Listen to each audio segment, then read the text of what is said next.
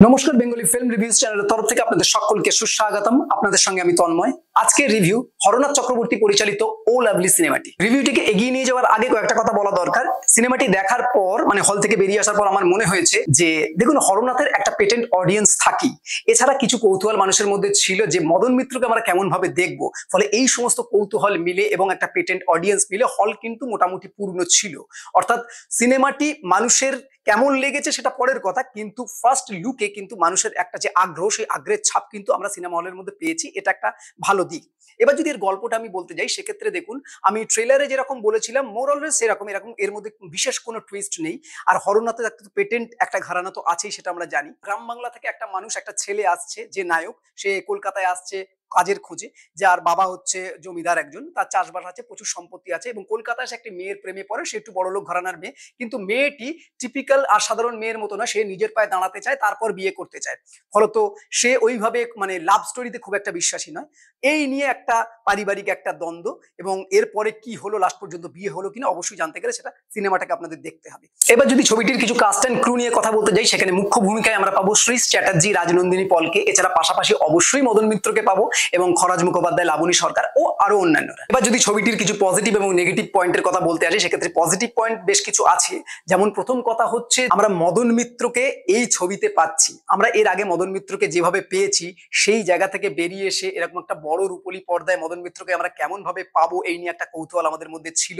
সেই কৌতূহলটাই কিন্তু একটা বড় পজিটিভ পয়েন্ট। আমরা এখানে মদন মিত্রকে যথেষ্ট ভালো অভিনয় আমরা পাচ্ছি।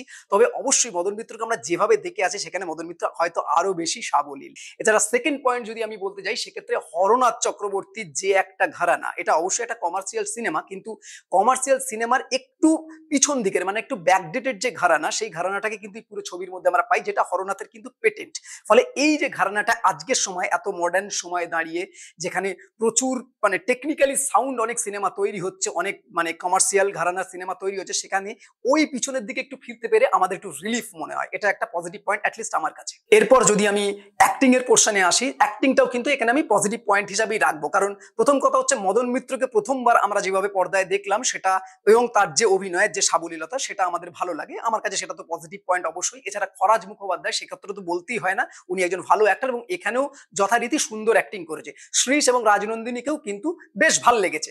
এবং তৃতীয় পজিটিভ পয়েন্টের কথা যদি বলতে পারি, এই ছবির গানগুলো, এই ছবির গানগুলোকে যেভাবে কমার্শিয়ালাইজ করা হয়েছে, সেটা কিন্তু আমাদের বেশ ভালো লাগে, এবং তার চিত্রগুলোকে যেভাবে তুলে ধরা হয়েছে এবং সেই গানের টিউনগুলোকে যেভাবে করা হয়েছে, সেটা বেশ আমাদের প্রাণ ছয়। একটু ওল্ড ঘরানা হলেও আমাদের কিন্তু ভালো লাগে। এবার যদি কিছু টেকনিক্যাল পার্টের কথা বলতে যাই, তো সেক্ষেত্রে বলতে হয় যে এই ছবিটির মধ্যে যে টেকনিক্যাল পার্টগুলো, অর্থাৎ এডিটিং, কালার গ্রেডেশন বা ডিওপির কাজে যে খুব নতুনত্ব আছে, সেরকম কিছু বলবো না। তবে হ্যাঁ, একটা মানে কালারফুল ব্যাপার আমরা দেখতে পাই। একটা গ্রামের চিত্র এবং শহরের, আমাদের কলকাতার বেশ কিছু দৃশ্যগুলোকে যে তুলে ধরা হয়েছে, সেটা আমাদের বেশ প্রাণ ছয়, ভালো লাগে। এই দুটো দৃশ্যের যে কম্বিনেশন গুলোকে যেভাবে তোলা হয়েছে, ভালো লাগে। এছাড়া বেশ কিছু ল্যান্ডস্কেপও আমরা দেখতে পাই, যেমন বড় করে সর্ষে ক্ষেত দেখা যাচ্ছে, সেগুলোকে কিন্তু আমাদের প্রাণ ছয় বা আমাদের ভালো লাগে। এটা একটা পজিটিভ পয়েন্টের মধ্যে অবশ্যই আমি রাখবো। এবার যদি ব্যাকগ্রাউন্ড মিউজিকের কথা বলি, তো সেক্ষেত্রে একটু পুরোনো ধাঁচের যে মানে ঘরানার যে ব্যাকগ্রাউন্ড মিউজিক যেমন হয়, মানে অ্যাটলিস্ট হরনাথ চক্রবর্তীর যে পেটেন্ট ঘরানা আছে, সেই ঘরানা হিসাবে যে ব্যাকগ্রাউন্ড মিউজিকটা তৈরি করা হয়েছে, সেটা কিন্তু ভালো। এবং তার দৃশ্যগুলোও যেভাবে, তার রোম্যান্সের দৃশ্যগুলোও যেভাবে তুলে ধরা হয়েছে, সেটাও কিন্তু ভালো। আমি অবশ্যই বলছি, এখনকার দিনে যে মডার্ন টেকনোলজি, মডার্ন যে চিন্তা ভাবনা, অতটা চিন্তা ভাবনা মডার্ন দেখা যায় না, কিন্তু একটু ব্যাকডেটেড হলেও সেই যে ছাপটা আমাদের কিন্তু একটু রিলিফ দেয়, যেটা আমি আগেও বললাম। এটা একটা পজিটিভ পয়েন্ট। এবার যদি এই সিনেমার কিছু নেগেটিভ পয়েন্টের কথা বলতে যাই, সেক্ষেত্রে প্রথমেই বলতে হয়, দেখুন অবশ্যই আমি বললাম হরনাথ চক্রবর্তী একটা ঘরানা আছে, কিন্তু আজকের দিনের মানুষ যে মডার্ন মেন্টালিটির বা যে ধরনের কন্টেন্ট দেখে অভ্যস্ত, তারা কতদিন পর্যন্ত এই সিনেমার প্রতি আকর্ষিত হবে বা তাদেরকে কতটা ছোঁবে, এটা একটা প্রশ্নের বিষয়। দ্বিতীয় পয়েন্ট যেটা হচ্ছে যে হরনাথ চক্রবর্তীকে আমরা আজকের ডেটে পাচ্ছি, তো আমরা আশা করেছিলাম যে হরনাথ চক্রবর্তী হয়তো আজকের ডেটে নিজেকে আরেকটু পরিবর্তন করে অন্য কোনো কিছু উপহার আমাদেরকে দেবেন, কিন্তু সেই উপহারটা যেন কোথাও একটা ল্যাক হলো বলে আমার মনে হলো। এবং আরেকটা কথা অবশ্যই বলবো, যে এখানে হিরোইজম যে ট্রিটমেন্টটা, যেহেতু এটা একটা কমার্শিয়াল সিনেমা মানে ধাঁচে তৈরি হয়েছে, এবং আমি বলবো এটা কমার্শিয়াল সিনেমাই, ঠিক আছে, তো সেক্ষেত্রে একটা হিরোর যে ট্রিটমেন্টটা, সেই ট্রিটমেন্টটা কিন্তু আরেকটু অন্যভাবে করলেও করতে পারতেন, মানে অন্যভাবে করা যেতে পারতো, তাহলে হয়তো আমাদের আরো বেশি করে ছুঁতো। এছাড়া হিরোর বন্ধু বান্ধবের ভূমিকায় যারা অভিনয় করেছে, তাদের জায়গাগুলো না ঠিকঠাক করে এস্টাবলিশ হয়েছে বলে আমার মনে হয় না।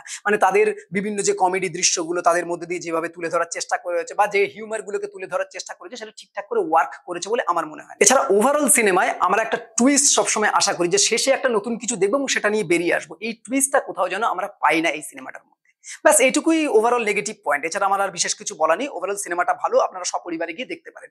এই হলো ওভারঅল রিভিউ। এরকম আরো নতুন নতুন রিভিউ জানতে বেঙ্গলি ফিল্ম রিভিউজ দেখতে থাকুন। আপনাদের গুরুত্বপূর্ণ মতামত আমাদের কমেন্ট বক্সে অবশ্যই জানাবেন। বেঙ্গলি ফিল্ম রিভিউ সোশ্যাল মিডিয়াতে সব জায়গায় অ্যাভেলেবেল আছে, আপনারা সেখানে আমাদের ফলো করতে পারেন। বাংলা সিনেমাকে এগিয়ে রাখুন, বাংলা সিনেমার পাশে থাকুন। Thanks for watching.